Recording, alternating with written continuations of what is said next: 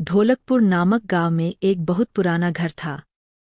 उस घर को सब लोग भूतिया और अपशगुनी कहते थे, क्योंकि जो भी वहां रहने आता उनकी किसी न किसी कारण मृत्यु हो जाती।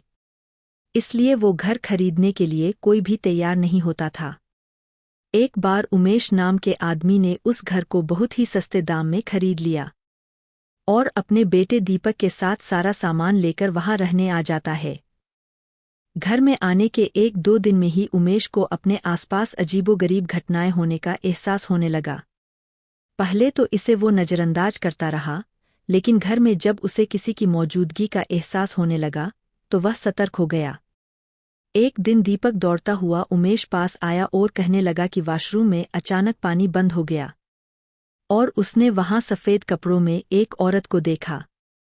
इतना कहते दीपक अचानक चुप हो गया और उमेश की और उंगली दिखते हुए कहने लगा, पापा वो औरत आपके पीछे खड़ी है। इतना कहकर दीपक डर से चिखने लगा। उमेश दीपक को गोद में उठाकर उसी वक्त घर से निकल गया। दीपक बहुत सहम गया था, तो उसका डर भगाने के लिए उमेश ने उसके लिए एक कुत्ता खरीदा और साथ लेकर दोनों घर आ गए।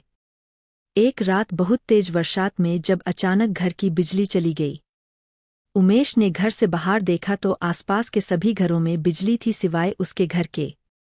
तो उसे लगा कि जरूर पावर सप्लाई में गड़बड़ हुई होगी। इतने में उमेश को दीपक के जोर से चिल्लाने की आवाज आती है। उमेश दौड़ता हुआ टॉर्च लेकर उसके पास जाता है। दीपक को दोबारा से घर में वो औरत दिखाई देती है। दीपक को सहमा देख उमेश उसे अपने साथ बिजली ठीक करने के लिए ले जाता है। उनका कुत्ता भी यहाँ वहाँ देखकर जोर से भौंकने लगा। उमेश को आभास होता है कि कोई उनके पीछे पीछे आ रहा है। पावर हाउस का दरवाजा खोलते ही उमेश को एक लाश दिखाई देती है। लाश देखकर दीपक भी डर के मारे चिल्लाने लगता है। उमेश अपने बेटे को लेकर तुरंत घर से बाहर भागने की कोशिश करने लगता है। घर से बाहर निकलते हुए अचानक उमेश का पैर दरवाजे के पास बनी लकड़ी की बनी सीढ़ियों में फंस जाता है और बहुत कोशिश करने पर भी वह पैर बाहर नहीं निकाल पाता है। दीपक अपने पापा को बाहर खींचने की कोशिश करता है, लेकिन काफी प्रयास करने पर भी उसका पैर बाहर नहीं निकाल पाता है। कोई उपाय न दिखने पर दीपक अपने कुत्ते को लेकर वापस घर के अंदर चला जाता है। तभी वो औरत दीपक को एक कमरे खींचकर ले जाती है। कुत्ता भी उसके पीछे भौंकते भौंकते उसी कमरे में चला जाता है। थोड़ी ही देर में कुत्ते के भौंकने की आवाज बंद हो जाती है और दरवाजा खुद व खुद बंद हो जाता है। वहां उमेश भी करीब 15 मिनट तक कोशिश करने के बाद अपना पैर बाहर निकालने में सफल हो जाता है। उमेश दौड़ता हुआ घर के अंदर जाता है और चारों ओर दीपक की तलाश करता है, लेकिन उसे न तो दीपक और न ही कुत्ते का पता चल पाता है। बहुत ढूंढने पर जब दोनों ही नहीं मिल पाते, उमेश हार मान लेता है और उनके दोबारा मिलने की आश में वही रहने लगता है।